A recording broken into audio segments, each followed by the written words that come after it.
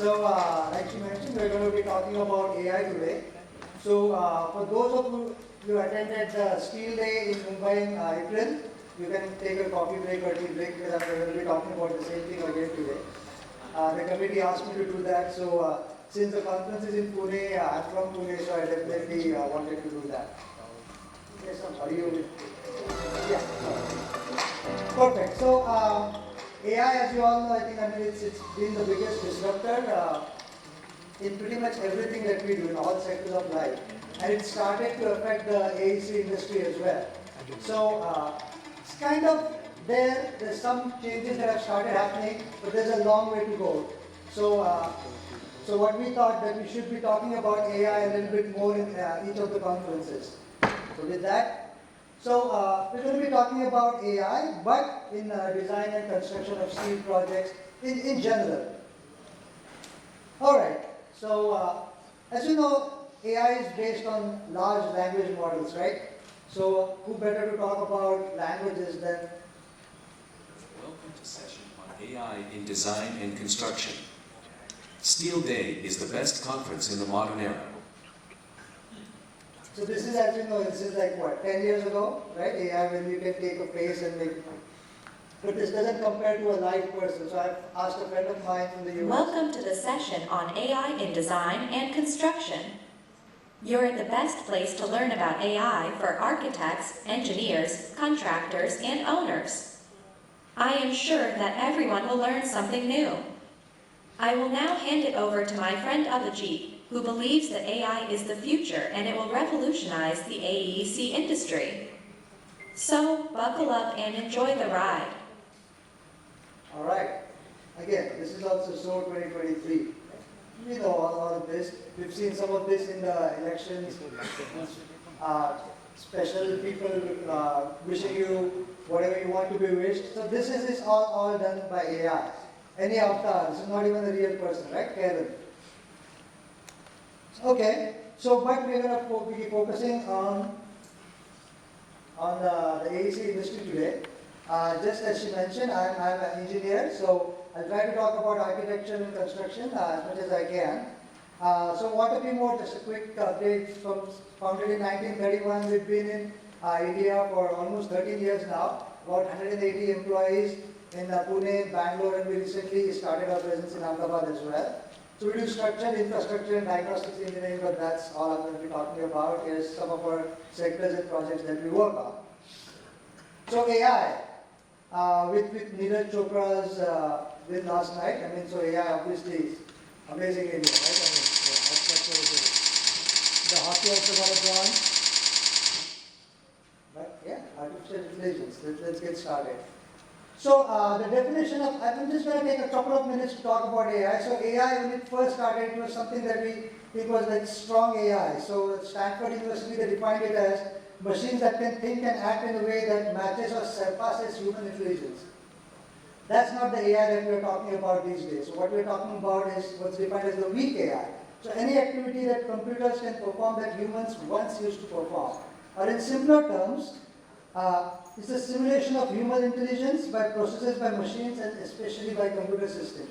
AI is all around us, we know that, right? And when you open your phone and pretty much everything is kind of now on AI. WhatsApp, you go in the first session, it's like with AI. You can ask AI anything, absolutely anything. You can type on how to sit in a conference and pretend as if you're listening but not paying attention. It will give you an answer how to do that.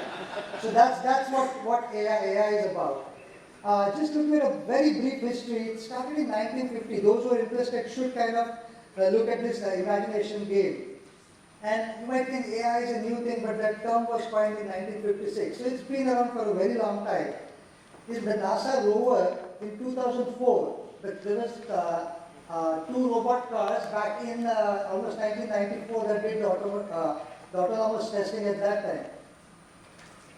In 1997, I don't know, those who are old enough to remember the first computer to beat the world champion in chess at that time. So it's been around for a long time. And just to kind of give you a perspective, Google was formed in 1998. And then in 2022 is when OpenAI launched ChatGPT. ChatGPT, I think, is what actually started the revolution in the current day and age. So This is one exercise that I kind of did in the Steel as well. I want to do it again here today. And I'm sure that the results are going to be a little bit different. So everybody who knows what ChatGPT is, please stand up. Now you have to stand up. Come on, guys. Otherwise, I'm assuming that you don't even know what ChatGPT is. Pune, you don't want to be left behind. Come on. All right. 90%. No, don't sit down yet. So if you have used ChatGPT, continue standing, otherwise sit down.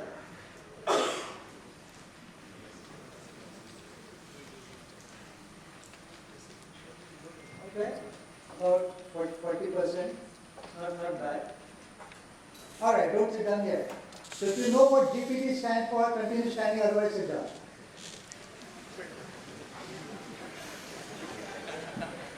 Okay, there's one person standing and thankfully he's from my office. All right. So, thanks, man. So the G stands for generative. So that's something new that's in generative, pre-trained transformer. So the new term that you must be hearing all the time is the generative AI, Gen AI. So generative, as the name suggests, is something that's kind of create new content. It could be, and AI obviously is automatically that's generated automatically using computer programs. And the new content created could be text, it could be code, it could be images, audio, video, anything. And the same lines, it could be affecting the AEC industry as well. I'm going quickly text to text, ChatGPT we talked about. It's like there's a lot more, and there's more and more of these AI tools that are coming up. But Microsoft Copilot, it's kind of built into everything that you do. So any meetings you schedule, any emails that you write, the AI can help you with all of that. You can ask it questions like, come up with 3 questions to pose to audience like this, to get them engaged in. Then you can refine it. Okay, the audience is not, they don't know, it's inexperienced audience, it will change the answer, and so on and so forth. Text to image is something that's really actually pretty cool, right? And these, OpenAI has a platform, Midjourney, Adobe, everybody is doing that. And these are some of the tools that can be used in the AEC industry as well. So back in April, I gave it a very simple prompt, like rendering of a cricket stadium with steel and tensile fiber tube, aerial view during the sunset, and this is what it came up with. Obviously, if you look at the steel, it's all jumbled up and it's no good, right? But now what you can do is you can give, as a part of the prompt, you can say, okay, so I gave the Narendra Modi Stadium or the Motera Stadium that we've designed, I gave that as a part of the prompt, and it changes that a little bit. You can see it kind of trying to see some precast strikers now, but still it's not there yet. And even in the last 2-3 months, it's actually evolved quite a bit, and it's gotten a lot better. If you ask it for a lobbies, steel, looking up, this, that, I mean, it still gives something, but again, if you look at the details, the steel, I mean, that's not some steel or anything that anyone of us would design. So now quickly moving on, the AEC part, on the architectural side, like I said, this text to image, I think that's where it started. And, okay, this is something that Gensler put together. Not, I would say, fully AI, but starting to get there. It's using parametric modeling and kind of coming up with designs. You can set limits, different parameters, and I'll let you all look at that first.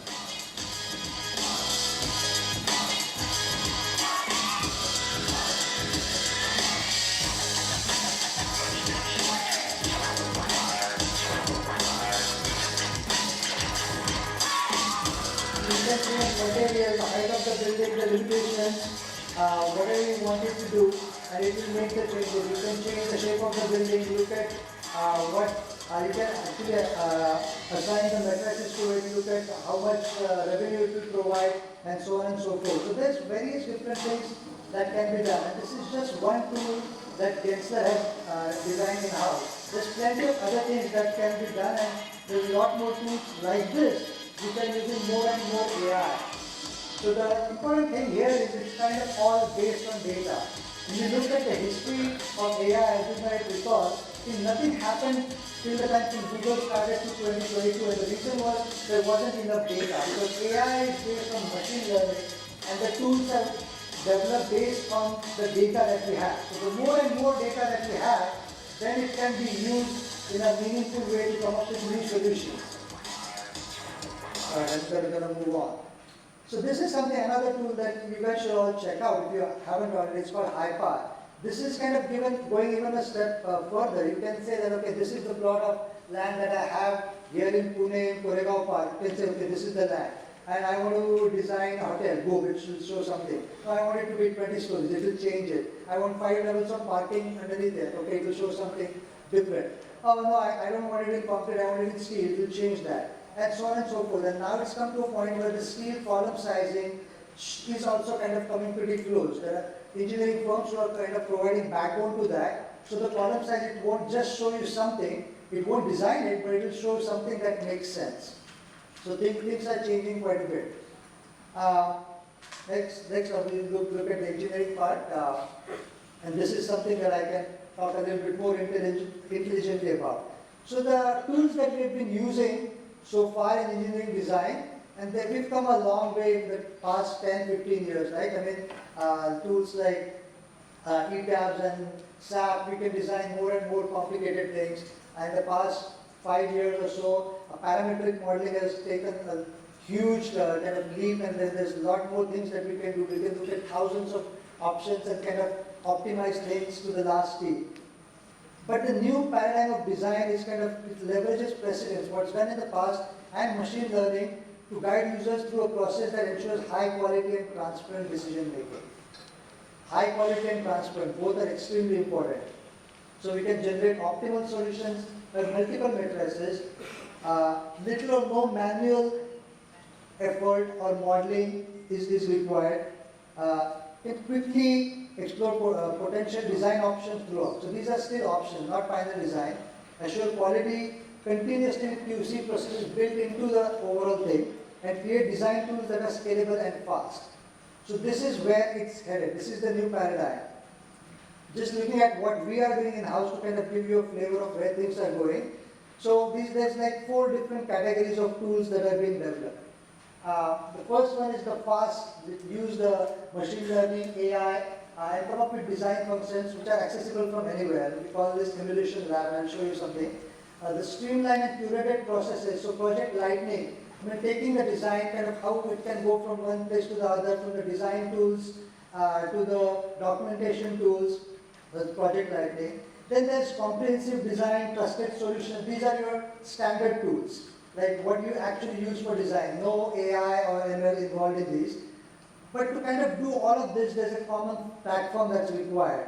And data, so data can flow from one place to another, and that's what we call SID or CID. There's no crime in this CID, this is a different CID. So let's start with this CID. So as you see, the 4 kind of tools up on the top, SAP, ETABS, Revit, and Tekla. So for data to go from one place to the other, you have to kind of build these connections, and they themselves are building that. But then you have the parametric tools like Rhino and Navisworks, you have dynamic like GSA, Power BI, so all these different connections. So you are not going to be building these many different connections for the data to go from one place to another, and that's where the SID comes in, which is a central interpretability database, where the data can go from any of these tools back to anywhere else. So that's where we've been doing this. We are in the 3rd version internally, 3rd, right? So 3rd, SID 3. So the data, and it's getting better and better. And this is where it's kind of, now that we have the data, we're able to build some of these AI-related tools. That brings us to the emulation lab. So these are very small tools, like non-composite structural steel beam capacity, column buckling, and things like that. So we have data from our office, which has been thousands and thousands of columns designed, like millions maybe. So we've captured that data, and from that, okay, now you know that this is the size of the column, these are the rows. So it will tell you, okay, this size column or this size beam will work. Is that designed? No, but it's good enough for an initial estimation. So, and there's also a solver, so we can check. And the difference between what the actual design is versus what the guess design was is coming as close as 95% now. So the more and more data we use, the more and more times our team uses that, it gets better. So that's how it is. And these different tools now, instead of designing just an independent column or a beam, now we're putting it all together so we can design the entire structure. So that's what Project Lightning, you can kind of import a PDF that maybe an architect has sent you, and it can kind of, that could be the starting point.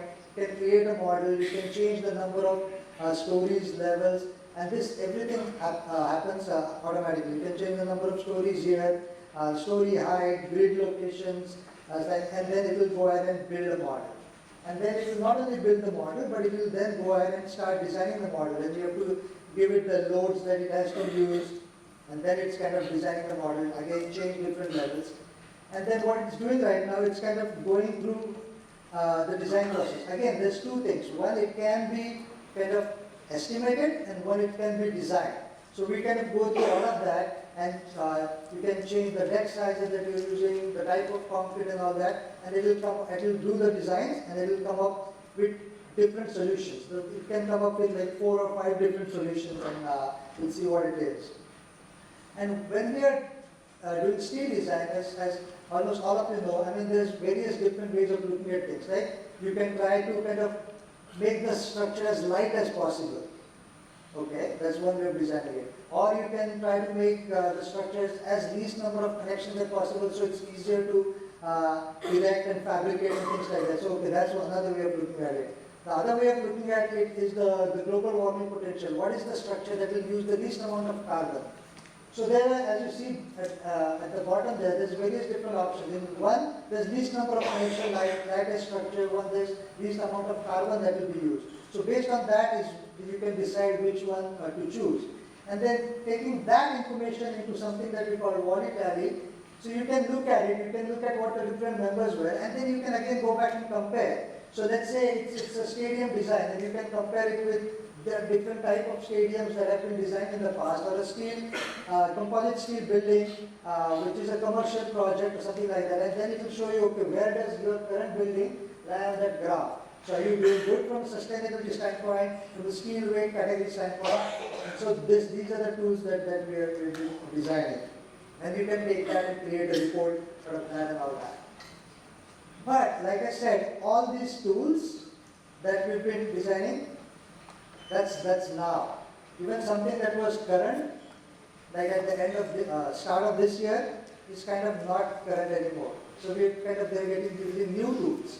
And then the next generation of tools. So by the time if we meet next year, some of these tools will have been gone or evolved significantly. They couldn't even tell what it was. And that's where I think the reason I said it's kind of really disrupting our industry, because things are changing so fast. And then we'll talk about a little bit more about that. So let's quickly go to the last part of the thing, is construction. And construction industry, in the AC industry, typically we are kind of the laggers, right? I mean, we don't use new technology as much as some other industries do, even like agriculture industries. But here we are kind of catching up. There's a lot of things, tools that have been developed, which are, because they are data driven, now they are kind of using that machine learning and AI to do different things. I'll show you a couple of small examples of this. If I can. Yeah, so this is a very simple, this is a painting robot, right? But I'll show you why it uses AI. And this is like 3-4 years ago. So you can actually put it in a room like this, and you can say, okay, you need to paint this room white color, something like that. So what it does is, while it's kind of going around, it's scanning the room, then it will create a 3D model. It will understand exactly where these vents are, what different heights are going to be, where the openings are, and as it's kind of doing that, see, this is the model that it's created. It knows, okay, there's an opening here, it needs to stop and start again. So this is not a model that was pre-fed into it, so it's creating it while it's going, using the different tools. So that's one example. But a lot of, as advances in robotics, spot is something that you must have heard about, seen for it. So this is kind of revolutionizing a lot of different things. Spot can be used for building construction in this, on the site management. So you can go in, and depending on the tools that you can put on top of it, you can go, and in this case, I think it's kind of scanning the area. You can do videos, you can do entire scans. And then you can use that in your construction aspect. You can create as-built model, things like that. So here, okay, a cloud-based model is created for the entire structure that it is. So now, none of this is not something that I would still call AI in some cases, but it's kind of headed there. Now that you have this information, it can be used in various different ways. So Boston Dynamics obviously is a world leader in this.